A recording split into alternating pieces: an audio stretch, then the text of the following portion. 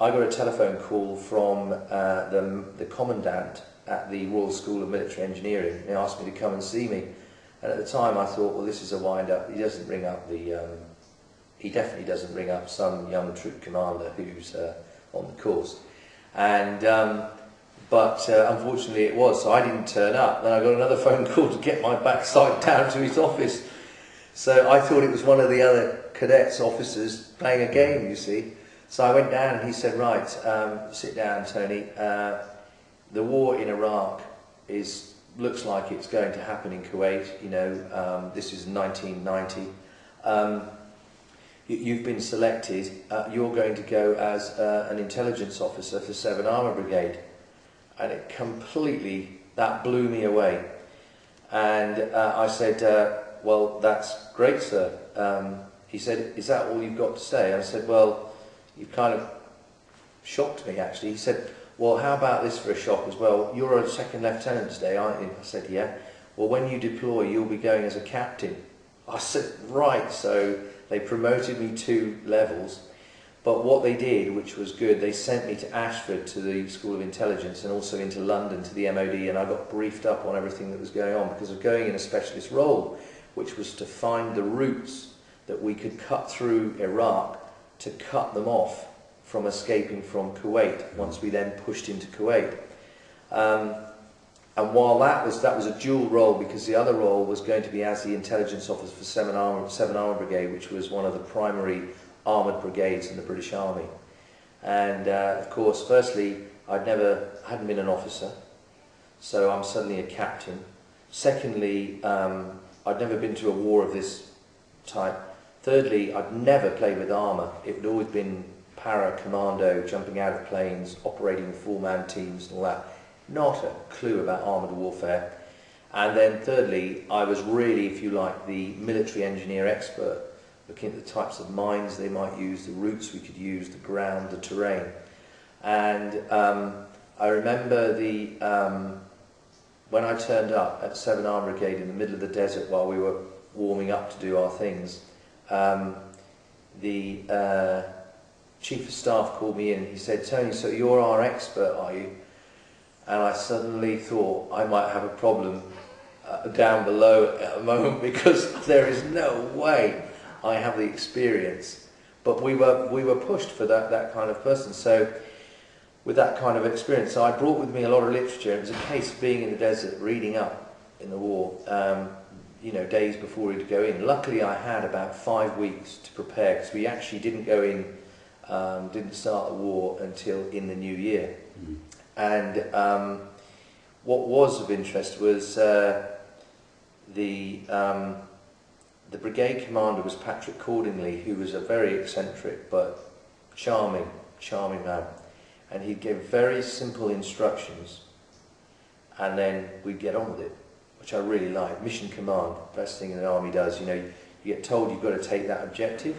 How you do it is up to you. You come back and tell me what assets you want and you do it. Whereas with the Americans, it's much more right, you're going to do it and you're going to do it like this. Well, of course, if the plan goes haywire, first line, you've had it. We were much more able to manoeuvre, and we'd use the other great brigades beside us, etc. But I had a great war, if you like, and really, really enjoyed myself. And the lesson I learned early on was, if you are enjoying what you're doing, you're generally going to be really bloody good at it. And it's like in the army, you know, you take those opportunities, like in life, you take the opportunities, and that was, I knew, the opportunity for me. I jumped 2 ranks, come straight from Sandhurst in the RSME, I had the opportunity. So the next little gem I had was, the brigadier said, Tony, can you ride a motorbike? Well, I could ride a motorbike, but not anything serious. He said, right, we're going to give you a 400cc Armstrong, and we're going to send you out, and you'll be giving briefings to the various units, the frontline units that we're going to go, and you're going to be telling them what the ground is going to be like, how we're going to operate, and all that. And what we'd like you to do is, there's a couple of Americans you're going to be working with.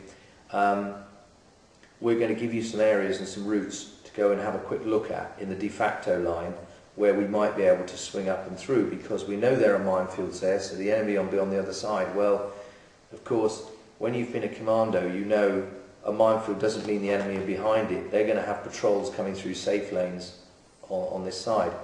And what happened was we were in a 3-man team and we got captured. And there's no way we could speak the language. But what happened was we got captured by some friendly Saudi forces, but they thought we were mercenaries. So we had a major problem, surrounded by guns, taken in, and we were put in this tent and given this most disgusting food and tea, which we consumed. And we tried to explain to them that we were British Army and we didn't want the Americans saying anything that was with me. In fact, there was 2 Brits and there was 2 Americans. And we didn't want the Americans to say anything because, you know, that might, we felt, put ourselves in a difficult position. We were already in enough shit as it was. But they sent in, after about 12 hours, they sent in this guy, and he was then going to take us somewhere, and we weren't sure where that was, and we suddenly thought, right, we're going to have to get rid of this guy and find our own way back.